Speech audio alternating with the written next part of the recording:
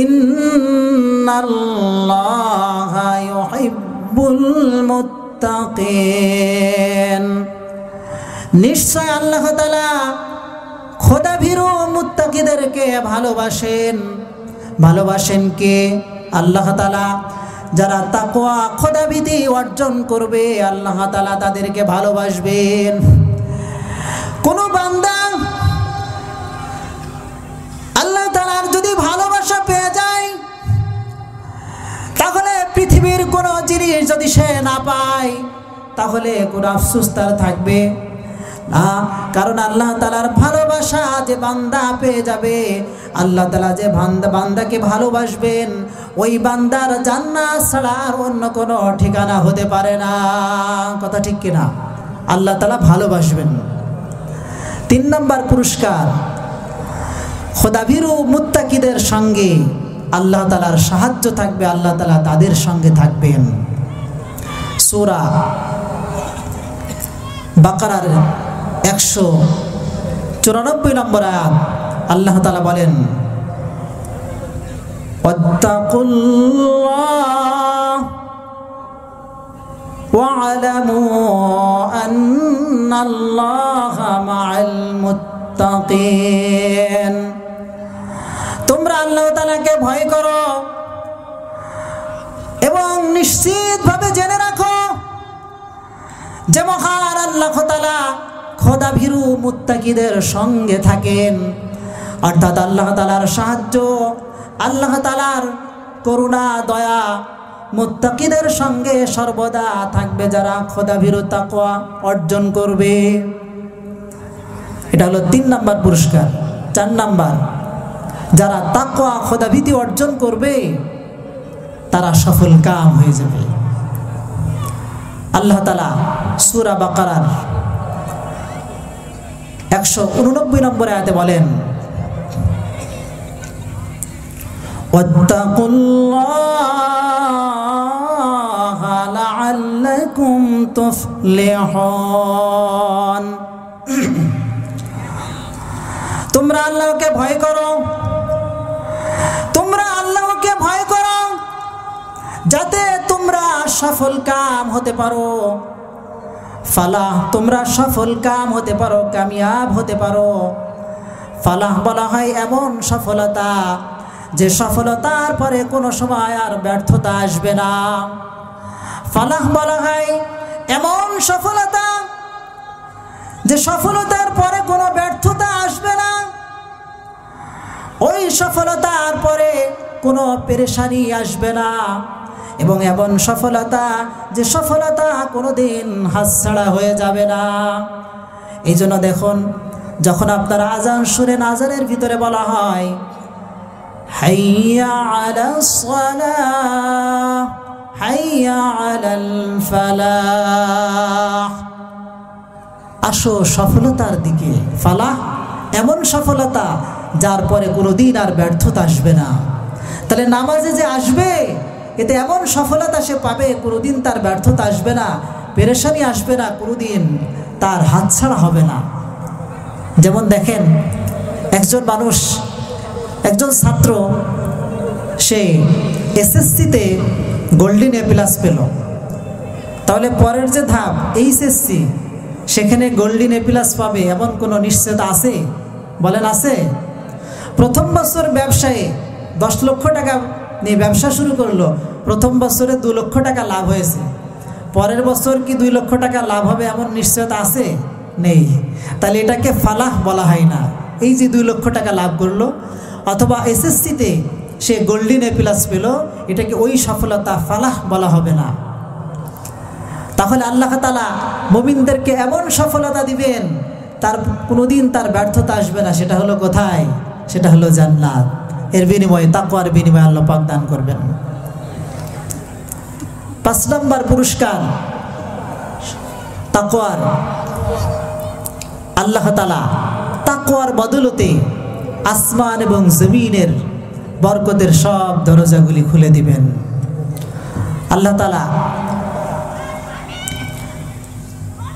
সূরা আরাফের 96 নম্বর আয়াতে বলেন, ولو أن أهل القرى آمنوا واتقوا لفتحنا عليهم بركات من السماء والأرض আল্লাহ তাআলা বলেন জনপদবাসীরা যদি ঈমান আনয়ন করত, অর্থাৎ জনপদবাসীরা যদি ঈমান আনয়ন করে এবং তাকওয়া খোদাভীতি অর্জন করে, লাফাতাহনা আলাইহিম বারাকাতিম মিনাস সামাই ওয়াল আরদ, তাহলে আসমান এবং জমিনের বরকতের সব দরজাগুলি আমি তাদের জন্য খুলে দিব। সুবহানাল্লাহ। তাহলে আসমান এবং জমিনের বরকতের দরজা আল্লাহ তাআলা খুলে দিবেন কিসের বিনিময়ে? ঈমান এবং তাকওয়ার বিনিময়ে। আজকে আমাদের অতিবৃষ্টি অনাবৃষ্টি হয় কিনা? বৃষ্টির দরকার, বৃষ্টি নেই, যখন বৃষ্টির প্রয়োজন নেই তখন বৃষ্টি হচ্ছে। তাহলে আসমানের যে এবং জমিনের যে বরকত সেটা কিন্তু আমরা পাচ্ছি না। এটা পাওয়ার মাধ্যম সেটা হলো তাকওয়া। তাকওয়া খোদাভীতি অর্জন করলে আল্লাহ তাআলা আসমান এবং জমিনের বরকতের দরজাগুলি খুলে দিবেন। সাহাবায়ে কেরামের জন্য যেমন দিয়েছিলেন, বর্তমান যুগেও তো আছে না নাই? দেখবেন খোদাভীর এবং যারা মুত্তাকি তাদের আল্লাহ তাআলা অনেক বরকত দান করেন। 6 নাম্বার, যারা খোদাভীরু হয়ে যাবে, তাকওয়া খোদাভীতি অর্জন করবে, আল্লাহ তাআলা তারা যদি কোনো বিপদে পড়ে তাহলে সেই বিপদ থেকে তাদেরকে আল্লাহ তাআলা উদ্ধার করবেন, রক্ষা করবেন। আল্লাহ তাআলা সূরা তলাকের 2 এবং 3 নম্বর আয়াতে উল্লেখ করেছেন। আল্লাহ তাআলা বলেন, وَمَن يَتَّقِ اللَّهَ يَجْعَل لَّهُ مَخْرَجًا وَيَرْزُقْهُ مِنْ حَيْثُ لَا يَحْتَسِبُ। আল্লাহ তাআলা বলেন, যে ব্যক্তি আল্লাহ তাআলাকে ভয় করবে, আল্লাহ তাআলা তার জন্য বিপদ আপদে পড়লে উদ্ধারের পথ তার জন্য বের করে দিবেন। ওমাই ইয়াত্তাকিল্লাহা ইয়াজআল লাহু মাখরাজা, যে ব্যক্তি আল্লাহ তাআলাকে ভয় করবে আল্লাহ তাআলা তার জন্য বিপদ থেকে বের হওয়ার রাস্তা তার জন্য খুলে দিবেন। একটি কোরআন প্রেক্ষাপটে নাজিল হলো হযরতে আউফ বিন মালিক আল-আশজাঈ রাদিয়াল্লাহু আনহু, তার সন্তান কাফেরদের হাতে গ্রেফতার হয়ে গেল। ইন্নাল মুশরিকিনা আসিরু ইবনান লাহু, তার সন্তানকে গ্রেফতার করলো। হযরতে আউফ বিন মালিক রাদিয়াল্লাহু আনহু নবী সাল্লাল্লাহু আলাইহি ওয়াসাল্লামের নিকটে আগমন করলেন। ফাশাকা ইলাইহিল ফাকা, নবী সাল্লাল্লাহু আলাইহি ওয়াসাল্লামের কাছে এসে অভিযোগ করলেন, দারিদ্রতার অভিযোগ করলেন।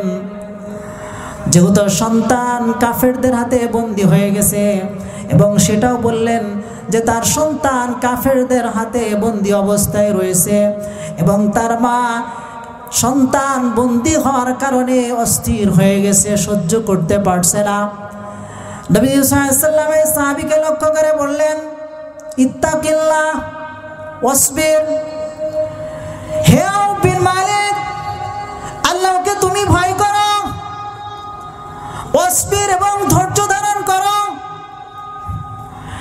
এবং আমি তোমাকে একটি বাণী বারবার পড়ার জন্য আমি তোমাকে আদেশ করছি, ও আমরুকা, এবং তোমাকে আদেশ করছি এবং তার মাকেও পড়ার জন্য আমি একটি বাণী পড়ার জন্য আদেশ করছি। বারবার এই বাণীটি তোমরা পাঠ করবে, এই কালিমাটি পাঠ করবে। নবী সাল্লাল্লাহু আলাইহি ওয়াসাল্লাম সেটি শিখিয়ে দিলেন, বললেন, লা হাওলা ওয়ালা কুওয়াতা ইল্লা বিল্লাহ। হযরতে আউফ বিন মালিক রাদিয়াল্লাহু আনহু নবীদের কাছ থেকে বিদায় নিয়ে চলে গেলেন। বাড়িতে যাওয়ার পরে স্ত্রীকে লক্ষ্য করে বললেন, নবীজি সাল্লাল্লাহু আলাইহি ওয়াসাল্লামের কাছে আমি গিয়েছিলাম, তিনি আমাকে এবং তোমাকে কয়েকটি বিষয় আমাকে এবং তোমাকে আদেশ করেছেন, সেটা শুনিয়ে দিলেন। প্রথম নম্বর হলো বলেছেন ইত্তাকিল্লাহ, আল্লাহকে ভয় করো, তাকওয়া অর্জনের আদেশ করেছেন। দ্বিতীয় হলো ধৈর্য ধারণের আদেশ করেছেন। আর তৃতীয় নম্বর অধিক হারে পাঠ করার আদেশ করেছেন, লা হাওলা ওয়ালা কুওয়াতা ইল্লা বিল্লাহ। একথা শোনার পরে আউফ বিন মালিক রাদিয়াল্লাহু আনহুর স্ত্রী প্রস্তুত হয়ে গেলেন। তিনি বললেন, নবীজি যা আমাদেরকে আদেশ করেছেন আমরা সেটাই করব। দুজন আমল করা শুরু করে দিলেন। তাকওয়া খোদাভীতি অর্জন, তাকওয়া তো সাহাবীদের মাঝে ছিলই, এবং ধৈর্য ধারণ এবং যে আমলটি নবীজি শিখিয়ে দিলেন এটা আমল করা শুরু করে দিলেন। ঘটনা এমন ঘটল, কাফেররা হযরত আউফ বিন মালিক রাদিয়াল্লাহু আনহুর সন্তানকে গ্রেফতার করে যেখানে রেখে দিয়েছিল, কাফেররা তাকে রেখে একটু দূরে চলে যায়। তিনি একটা সুযোগ পেয়ে যান।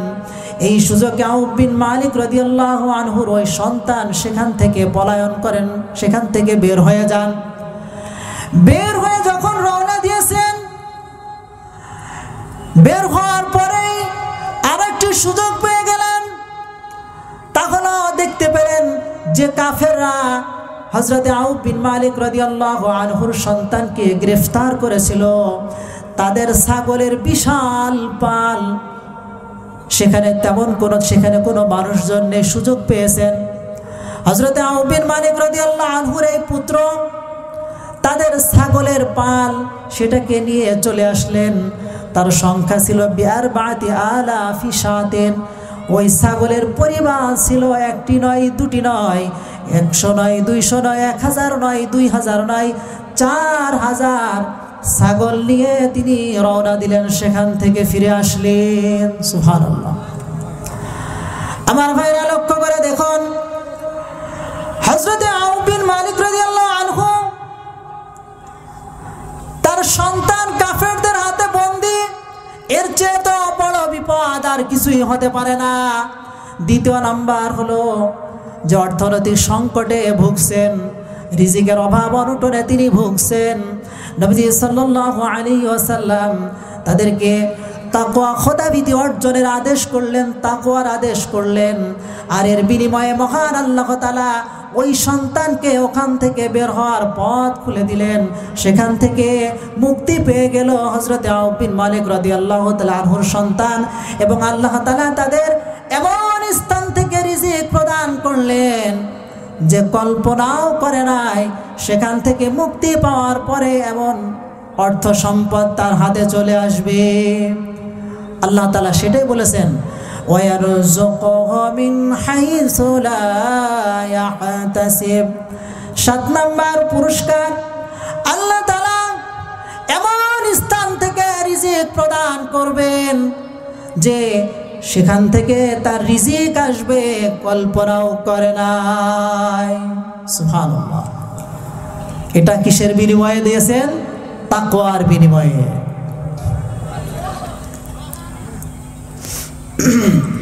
8 নাম্বার, যারা তাকওয়া খোদাভীতি অর্জন করবে আল্লাহ তাআলা তাদের পাপ রাশিকে ক্ষমা করে দিবেন। সুবহানাল্লাহ। সূরা তালাকের 5 নম্বর আয়াত আল্লাহ তাআলা বলেন, ওয়ামান ইয়াত্তাকিল্লাহা ইউকাফির আনহু সাইয়্যাতিহি ওয়া ইউযিম লাহু আজরা। যে ব্যক্তি আল্লাহ তাআলাকে ভয় করবে, আল্লাহ তাআলা তার পাপ রাশিকে ক্ষমা করে দিবেন। ওয়া ইউযিম লাহু আজরা, এবং তাকে মহা পুরস্কার দান করবেন। তাকওয়া খোদাভীতি এমন একটা আমল, তাকওয়ার বদলতে মহান আল্লাহ তাআলা বান্দার পাপ রাশিকে ক্ষমা করে দিবেন। পাপ যখন ক্ষমা হয়ে যাবে মহান আল্লাহ তাআলা এর পরবর্তীতে তাকে দান করবেন। পাপ যখন যার থাকবে না তখন তার জন্য মহা পুরস্কার জান্নাত ছাড়া আর কিছুই হতে পারে না। আল্লাহ তাআলা পাপ রাশিকে ক্ষমা করে দিবেন। এই মর্মে একটা হাদিস শুনুন, সহিহ বুখারী শরীফ মূল আরবি কিতাব প্রথম নম্বর খণ্ড 495 নম্বর পৃষ্ঠা। নবী সাল্লাল্লাহু আলাইহি ওয়াসাল্লাম ইরশাদ করেন, কানা রাজুলুন ইউসরিফু আলা নাফসি। নবীজি বলেন, একজন মানুষ ছিল, সে নিজের উপরে অত্যন্ত জুলুম করেছিল। বান্দা নিজের উপরে জুলুম করার অর্থ হলো গুনাহ করা, কারণ প্রতিটি গুনাহ হলো নিজের জন্য জুলুম, নিজের উপরে জুলুম করা। কারণ এই গুনাহ, যত গুনাহ করবে, এই গুনাহ যদি মাফ না হয় তাহলে এর ক্ষতি এবং এর শাস্তি তাকে ভোগ করতে হবে। এই জন্য প্রত্যেকটি গুনাহ হলো বান্দার জন্য নিজের উপরে জুলুম করার শামিল। নবী সাল্লাল্লাহু আলাইহি ওয়াসাল্লাম বলেন, সে নিজের উপরে জুলুম করত, সে গুনাহ করত। ফালাম্মা হাদারাহুল মাউত, যখন তার মৃত্যু চলে আসলো, ক্বালা লিবানিহি, তখন সে তো তার সন্তানকে ডেকে বলল, সন্তানদেরকে ডাকার পরে একটা বিশেষ ওসিয়ত করলো, বলল, ইযা আনা মুতু ফাহরিকুনি। সন্তানদেরকে ডেকে বলল, তোমরা শোনো, যখন আমি মারা যাব তখন তোমরা আমাকে আগুন দিয়ে পোড়াবে। এক নাম্বার কাজ হলো আমাকে আগুন দিয়ে পোড়াবে। ওয়াতহানুনি, আগুন দিয়ে শুধু পোড়াবেই নয়, আগুন দিয়ে পোড়ানোর পরে ওই ছাইগুলিকে ভালোভাবে পিষে ফেলবে। 3 নাম্বার কাজ হলো সুম্মা দারুনি ফির রিহ, এরপরে ছাইগুলিকে সুন্দর করে ভালোভাবে পিষে ফেলবে। পিষে ফেলার পরে বাতাসে এগুলিকে উড়িয়ে দিবে। সহিহ বুখারীর এই বর্ণনাতে বাতাসের কথা রয়েছে, সহিহ বুখারীর অন্য বর্ণনাতে পানির ভিতরে অর্থাৎ নদীতে ফেলে দিবে।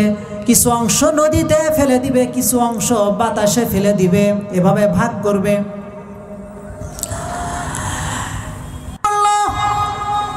পিতা সন্তানকে ওসিয়ত করছে ইন্তেকালের পরে এই কাজগুলি করার জন্য। এরপরে নিজের উত্তর দিচ্ছে, নিজের প্রশ্নের উত্তর নিজেই যেন দিচ্ছে। ওই সন্তানদের মনে একটা বিষয় জাগ্রত হতে পারে যে আমার পিতা আমাদেরকে এমন আদেশ কেন করছে। তখন সে নিজেই বলল, ফাওয়াল্লাহি লাইন কদারাল্লাহু আলাইয়া লা ইউআযিবানি আযাবান মা আযাবাহু আহাদান। আল্লাহ তাআলার শপথ করে আমি বলছি, আল্লাহ তাআলা যদি আমাকে পান তাহলে আমাকে এমন শাস্তি প্রদান করবেন যেমন শাস্তি আর কখনো কাউকে প্রদান করেননি। অর্থাৎ কি পরিমাণ গুনাহ করেছে। উদাহরণস্বরূপ মনে করেন, যদি কেউ এলাকার সবচেয়ে বড় সন্ত্রাসী হয়, এলাকার অর্থ সম্পদ লুটপাট থেকে শুরু করে নিয়ে মানুষ হত্যা করা, এর চেয়ে বড় বড় অপরাধও সে করেছে, তাকে যদি পুলিশে বা র্যাবে ধরে, প্রশাসনের কোনো বাহিনী, সে বুঝবে কেমন বলেন? একজন হলো এলাকার জীবনে কোনোদিন চুরি করে নাই, সাধারণ একটা চুরি করেছে, কাঁঠাল চুরি করে ধরা পড়েছে, এর নামে আবার মামলা করেছে। এখন তাকে যদি দেয়, তো কাঁঠাল চুরির আর শাস্তি কত হবে, যার দাম 200 টাকা। আর যদি মানুষ হত্যা করে, একটা নয় দুটা নয়, সে হলো গডফাদার, তাহলে সে তো বুঝবে আমাকে কেমন রিমান্ডে নেবে। কথা ঠিক কিনা? এই লোকটি সেটাই ধারণা করেছিল। তা আল্লাহ তাআলার শপথ করে বলল, ফাওয়াল্লাহি লাইন কদারাল্লাহু আলাইয়া লাইউআযিবানি আযাবান মা আযাবাহু আহাদান। আল্লাহ তাআলা যদি আমাকে পান তাহলে এমন শাস্তি আমাকে প্রদান করবেন যা অন্য কাউকে তিনি এমন শাস্তি দেননি।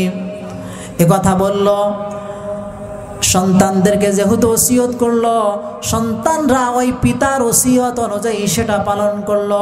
ফাফুইলা বিহি যালিক, তার সঙ্গে এমন আচরণই করা হলো, অর্থাৎ সন্তানেরা আগুন দিয়ে পোড়ালো, পোড়ানোর পরে ছাইগুলিকে পিষে ফেললো, এরপরে বাতাসে উড়িয়ে দিল, আগুনের বাতাসে উড়িয়ে দিল এবং পানিতে ভাসিয়ে দিল। আল্লাহ তাআলা ফাআমারাল্লাহুল আরদ, আল্লাহ তাআলা তো সব দেখছেন, জমিনকে আল্লাহ তাআলা আদেশ করলেন, ফাআমারাল্লাহুল আরদ, আল্লাহ তাআলা জমিনকে আদেশ করলেন, ফাকালা ইজমাই মা ফীকি মিনহু, হে জমিন তোমার মাঝে তার যে অংশ রয়েছে সব তুমি একত্র করে ফেলো। ফাইদা হুয়া কাইমুন, আল্লাহ তাআলার আদেশ করতে দেরি, আদেশ করার সঙ্গে সঙ্গেই তা হয়ে যায়, হতে দেরি হয় না।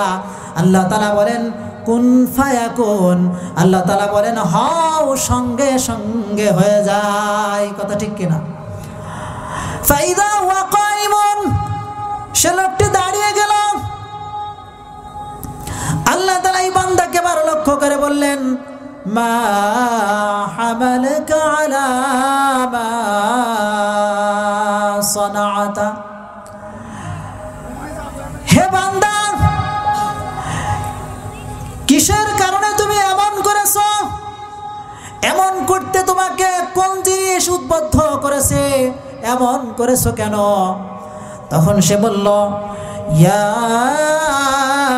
রাব্বি খাশিয়াতুক, হে আমার রব আপনার ভয় আমাকে এমন করতে বাধ্য করেছে, আপনার ভয়ে আমি এমন করার আদেশ করেছিলাম।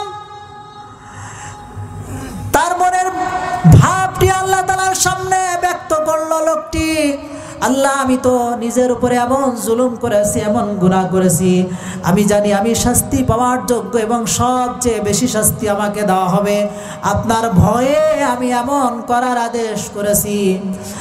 আল্লাহ তাআলা ওই বান্দার কথা শুনলেন, শোনার পরে ওই বান্দাকে মহান আল্লাহ তাআলা ক্ষমা করে দিলেন। সুবহানাল্লাহ।